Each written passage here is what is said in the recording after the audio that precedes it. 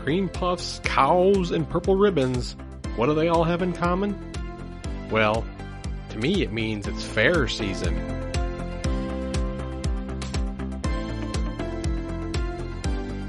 Hello again and welcome back to another episode of Wisconsin's Outdoor Explorer podcast. I am your host, Jason.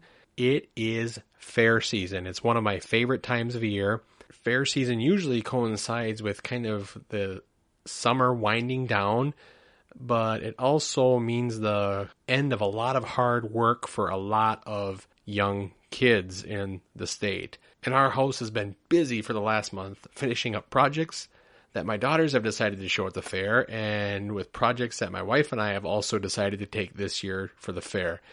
It's the first year that our family has joined a local 4-H club, and showing at the fair is always the highlight or the pinnacle of the 4-H year. For those of you in 4-H, you know you kind of work for the fair. That's where all the time and effort and planning all go into all year. If you've got animals, if you've got projects, you know, you're working with your project leaders, it all ends at your county fair. My wife and I, we were in 4-H when we were young, and we wanted our children to have some of those same wonderful experiences of showing at the fair and preparing a project and seeing it through and getting rewarded for that work. We felt that was really important. And having them part of a 4-H club and getting them to the fair was really important. Now, we've been to fairs in the past. You know, we've taken the kids there for rides and stuff. This is the first time where they've actually been a part of the fair. For this past week, it's just, our house has just been so busy.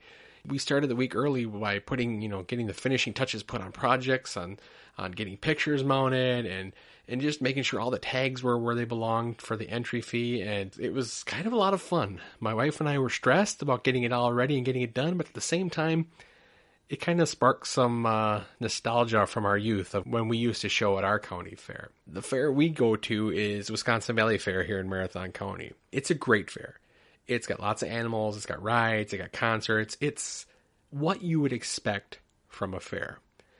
And as I was walking around, it really got me thinking about this week's podcast and what I wanted to talk about. And it really kind of hit me that how important the fairs are to Wisconsin and how they're a great way for us to get out and experience Wisconsin. And Wisconsin has a long history with fairs. The Wisconsin Valley Fair and Marathon has been around for over 150 years. And surprisingly, that's not the oldest fair in the state. I did some research and found that the Waukesha County Fair is the longest running fair, and this year it celebrated its 177th anniversary.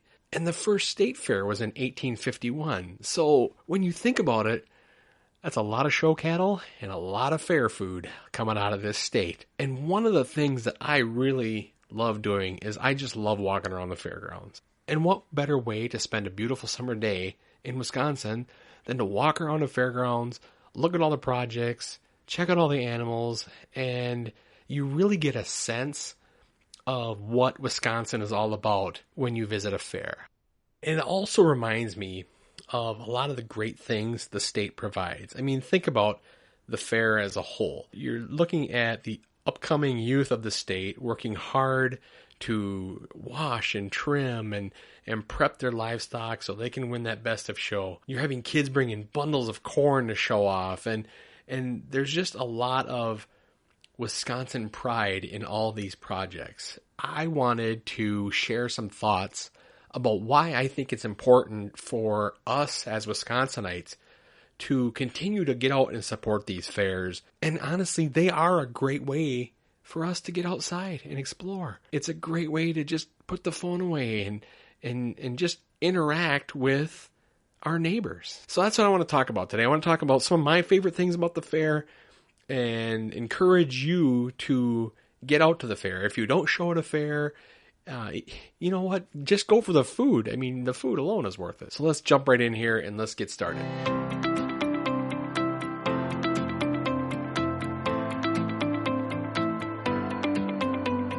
Now, the first thing I really enjoy about the fair, and I mentioned it a little bit already, are the animals. I really enjoy walking through the barns and seeing all the animals. My later years in 4-H, I showed some horses that my grandpa had.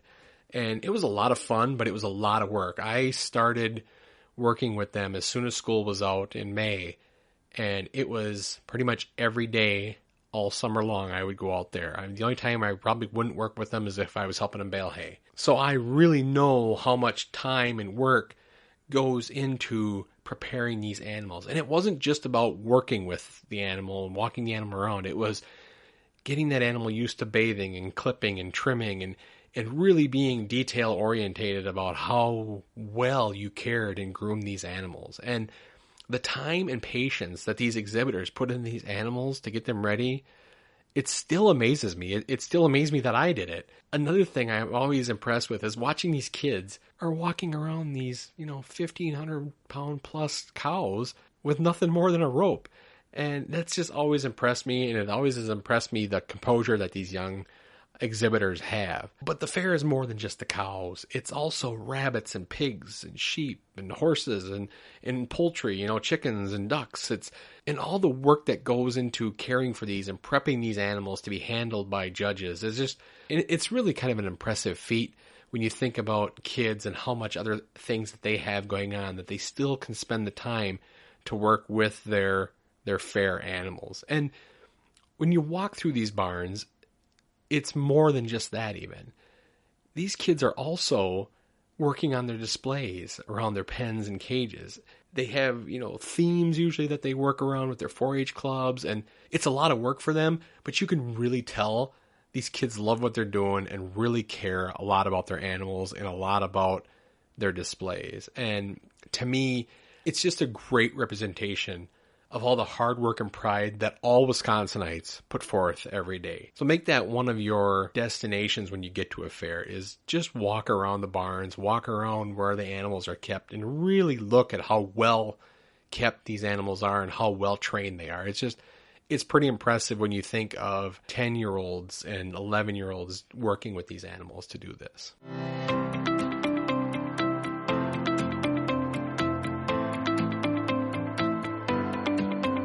Now, the fair is just more than just animals. There are other things that these kids do that are equally as impressive.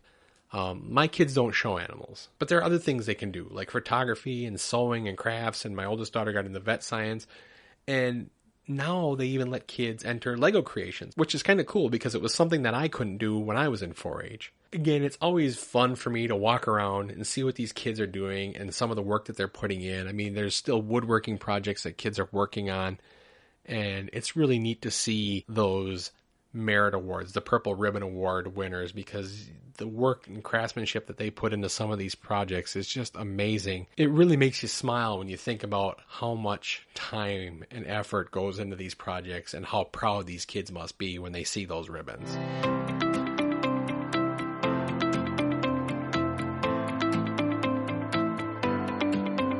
Now, most fairs that I've been to have some type of grandstand event. They can range from tractor pulls to rodeos, a little bit of everything. I've seen monster trucks and motorcycle act. The fair we attend has a little bit of everything. They have country music bands one night, they'll have a rock band the next night. They all seem to have a demo derby as well. In fact, I'm not sure, but maybe it's a state law that all fairs have to have a demo derby. I don't know if anybody knows that, let me know, but if it's not, it should be. Every fair should have a demo derby because these things are so popular and people love to just sit out there and watch them.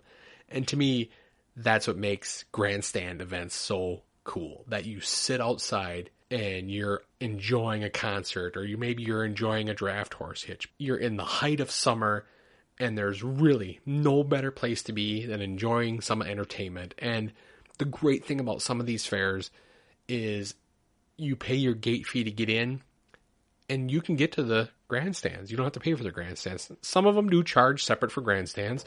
Some of them don't charge you a gate fee, but charge you grandstands. So everyone's a little bit different, but either way, for the most part, you're going to find that the prices are very reasonable when you think about going to a concert with a pretty popular country star, or going to see a monster truck show, something like that. We attended one of the concerts here at our fair this last week. I put my phone away. I didn't take it out, didn't take any pictures. It was just a nice night to sit back, disconnect from what I've been doing for the last week, and just enjoy the night. And I wish more people would take that into consideration when they do go to these events. There were so many people that had their phones out and were texting and doing all that. And I really want to stress that it's important that when you go to events like this to just be in that event. Don't be distracted by, your Facebook or any of that stuff. Just enjoy that event and enjoy those concerts, because there's a lot of work that goes into putting these events on, and the least we can do as spectators is just sit and take it all in and enjoy it and just get the full experience of it. If your fair has a grandstand event, make sure you go check those out, because you're going to find there's nothing better than really just sitting outside and enjoying an event like that.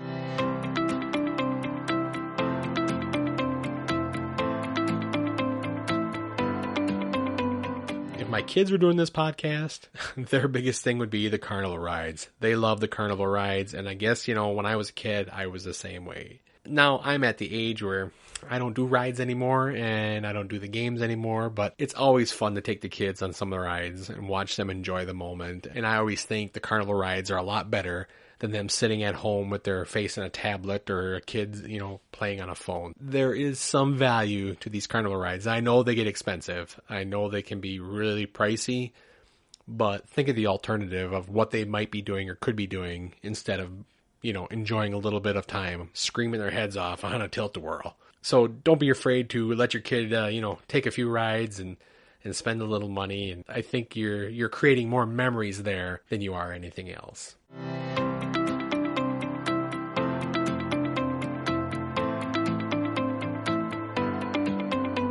I couldn't do a podcast about the fair and my favorite things without talking about fair food. I mean, who doesn't love an elephant ear or a corn dog or two, or, some of that great ice cream we have in this state? Fair food is our reward for surviving another long Wisconsin winter.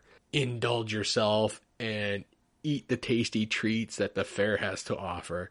And if you're attending the state fair, you got to get one of those cream puffs.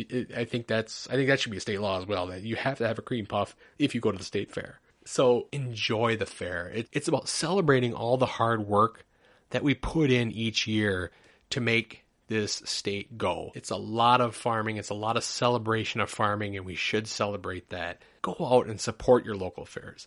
Wisconsin fairs are a great way for you to get out and explore some of the great things Wisconsin has to offer. I mean, nothing says Wisconsin more than going to a fair.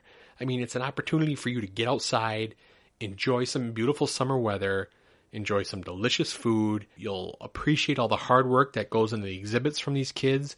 You can enjoy a concert or a demo derby or a tractor pull or rodeo. There's just so much fairs offer and say about our state. Go to different fairs. Go to one fair one year and go to a different fair. Go to multiple fairs in one summer just to see what they all have and what makes each one special. Talk with the exhibitors. Talk with the kids about their animals. They love talking about their animals.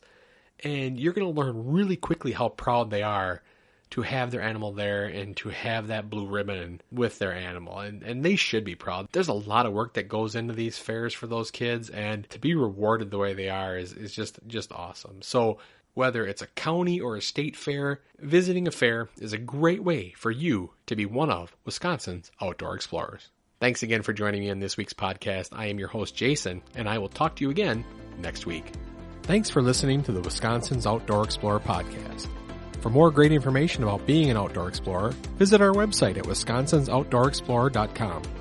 Be sure to check out the blog page and follow us on social media.